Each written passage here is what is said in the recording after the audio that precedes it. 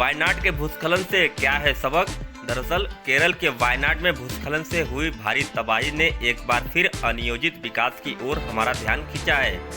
कई जान चली गई हैं। उत्तर से लेकर दक्षिण भारत तक पहाड़ों का चरित्र कमोबेश एक जैसा ही है। हाँ, हिमालय के पहाड़ अभी तुलनात्मक रूप से नए जरूर हैं, जिसके कारण यहाँ की मिट्टी दक्षिण के पहाड़ों की तरह सख्त नहीं हुई है। पर उत्तर से लेकर दक्षिण तक भूस्खलन की जो घटनाएं हम देख रहे हैं, उनकी एक बड़ी वजह मानवीय गतिविधियां हैं। हम विकास और निर्माण कार्यों के नाम पर लगातार पहाड़ काट रहे हैं, लेकिन उसे दरकने से बचाने के लिए जिन जिन उपायों की जरूरत है, उस पर बमुश्किल अमल कर पा रहे हैं। अब तो पहाड़ की चोटियों पर ऊंची इमारतें बनती दिखने लगी हैं। इसके लिए पेड़ों की जमकर कटाई की जाती है। जाहिर है, जब पत्थर को थामने वाले कुदरती साधनों को हम खत्म कर देंगे तो पहाड़ टूटेंगे ही। रही सही कसर मानसून पूरी कर देता है। इस मौसम में पहाड़ों पर दबाव बढ़ जाता है, जिस कारण वे भरभरा कर गिरने लगते हैं। पिछले दिनों कर्नाटक में ऐसा ही हुआ था।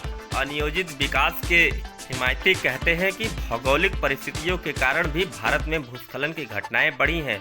निस्संदेह पहाड़ खुद भी कभी कभी भूस्खलन के माध्यम से स्थित होते हैं।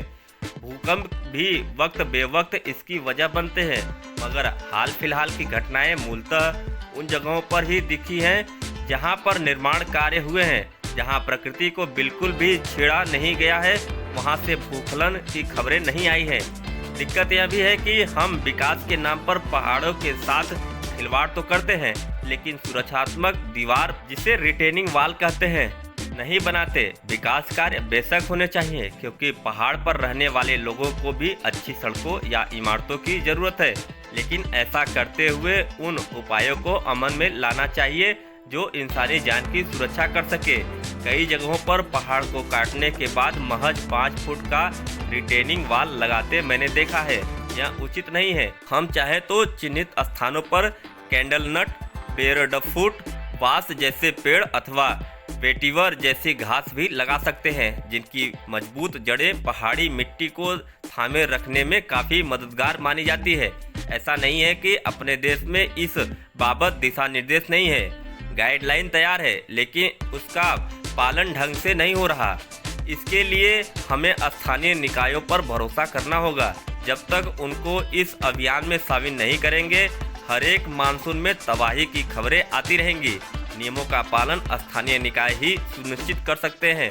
उनको पता होता है कि निर्माण कार्य की वजह से कहां कितनी अस्थिरता हुई है और उसे स्थिर करने के लिए किस तरह के उपाय किए जाने चाहिए। फिर चाहे वह दीवार पुख्ता लगाना हो या पेड़ पौधों का रोपण या फिर कुछ और। इस तरह के प्रयास कितने कारगर होते हैं, इसका पता कोई जापान जाकर लगा सकता है। वहाँ भी पहाड़ियों की स्थिति बनाए रखने के लिए जालियां तक लगाई गई हैं। ऐसे उपाय कुछ महंगे जरूर होते हैं, पर काफ़ी कारगर माने जाते हैं। अपने देश में टिहरी बांध में ढलानों की कटाई के बाद अच्छे सुरक्षात्मक उपाय किए गए हैं, पर अन्य जगहों पर उचित व्यवस्था नहीं दिखती। कई इलाकों में तो पहाड़ से पत्थर सीधे सड़क पर आ गिरते हैं, जिससे जान माल का नुकसान होता है। ताइवान ने अपने यहाँ दबावपामी यंत्र लगाकर अलहदा प्रयोग किया है। इससे उसे समय पूर्व पता चल जाता है कि पहाड़ पर कितना दबाव है और वह लोगों को पहाड़ के दरकने को लेकर आगाह कर देता है।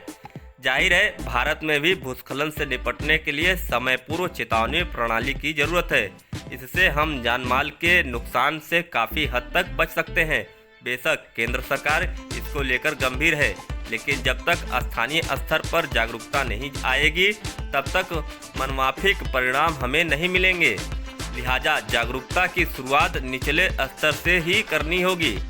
अब आपको दिखाते हैं वायनाड में भारी बारिश और तबाही का पूरा मंजर।